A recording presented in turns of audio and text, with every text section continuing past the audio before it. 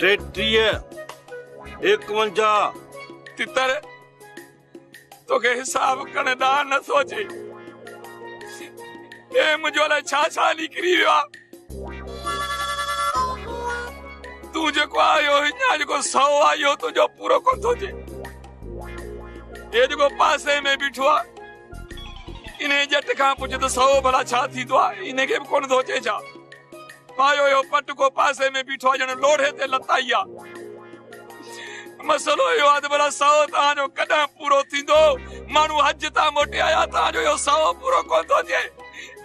इते छा पे तुम कहती है अरे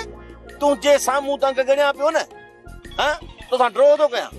अकुल थी वडो थई मां पढ़ेला है वरी पढ़े लिखल बाल स्टाफ ऑफिसर अरे बाबा 99 खां पोइ 91 इंदो न तो खबर नथी पे न हां ॾिसजे मां गणी कुतो कर 99 91 93 92 94 यो 99 खां पो 91 गिणी थो भला इने 90 खां टपंदे जाने ते सुन तो कुरान खयो छा भूल चक दंड माफ अग में मां भूलजी पियो हाणे नई से गण शुरू तो कया तू नई से उठवे कर हां सच का शुरू कयूं 61 62 63 अरे बेकाड़ा तू कर वरी छा थी मुखे उसवे कराए मुझे गोडन जो पानी सुकाए छजो थई मुखे वाटर मिलन घुराए दे त मां पिया डिनल वाटर इयो पे न जंगु जो पानी मोटी थी भला ही करे जूस पपीते जो वठिया केलन जो वठिया नारंगी जो वठिया कमंद जो वठिया छो शहर ॾिठल कोन थव छा हां इते बरो थो चढ़े वञो छो नथा हरू पर कबूतर के पिया था मारियो इहो वॾो राज आ पर तोखे कोन ॿुधाईंदुसि राज कहिड़ो राज इहो राज मिनरल वाटर जी बोतल में छाजो पानी हूंदो आहे ऐं जूस जे गिलास में छाजो जूस हूंदो आहे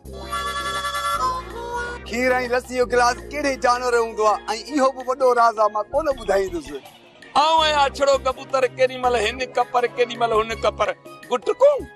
पहली ॻाल्हि ॿुधो मूंसां जुठ न कयो आऊं आशिकड़ो आहियां कबूतर आशिक हूंदो आहे छो था मूंसां फशरी कयो तव्हां इश्क कयो ई कोन्हे तॾहिं त तव्हांखे क़दुरु कोन्हे हेॾिस गुटको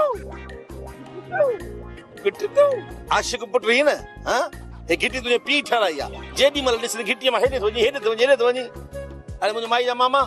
ॾाढो हणी चुकड़ो उलार हणजास न पाण हेठि जी वेंदो अरे करो ठवे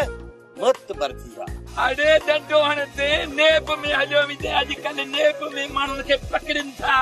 सॼी उमिरि गर्क थींदे वरी मां घटनि पिया पियो लंघंदुसि हीअं हलियो